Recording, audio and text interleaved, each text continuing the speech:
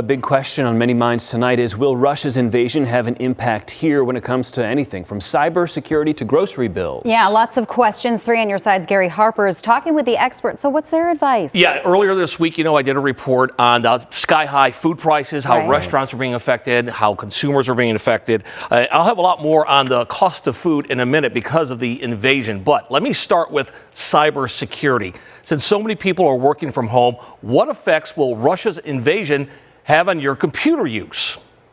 When it comes to computer hacking, it can happen to anyone at any time. And now that Russia has invaded the Ukraine, the Russian government has threatened it will use cyber attacks against any country that retaliates, including the U.S. Do Arizonans need to be concerned about the Russian invasion when it comes to cybersecurity?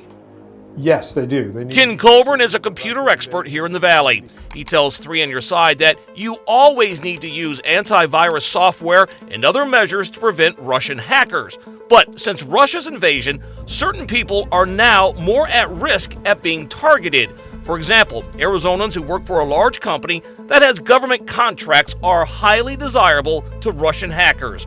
All they need is one employee who gets sloppy when using their computer, and Russia can shut down an entire industry. You think about firewalls and all the security that companies build, that's not where the bad guys, they don't try to penetrate these fortresses when all they have to do is trick an individual that has access to the fortress. During the past 2 years, Russian hackers were able to shut down one of America's largest oil pipelines for days, and they also succeeded in attacking the world's largest meat factory. Most likely because an employee let their guard down and clicked on something they shouldn't have.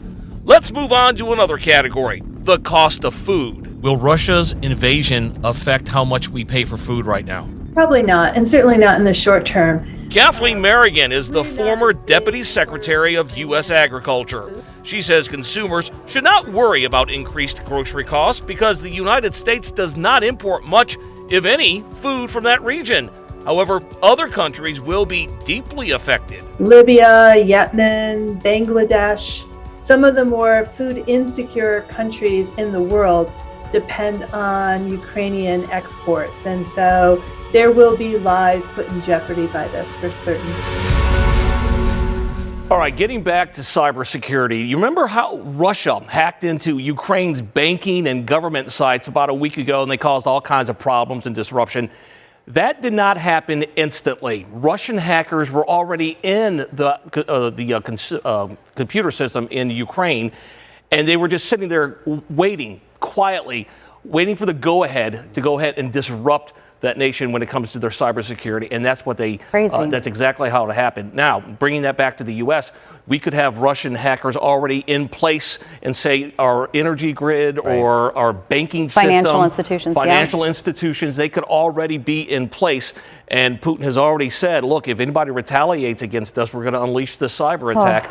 They could be there. And, all they need is the go-ahead from Putin or somebody in Moscow to pull the trigger, so to speak. Yeah, I think this is how it happens. Right, and hopefully they're aware that we have the same capability on our end to do the same thing to them. So hopefully it's a standoff that doesn't lead anywhere, but the risk is out there, Gary. It's very alarming. Yeah.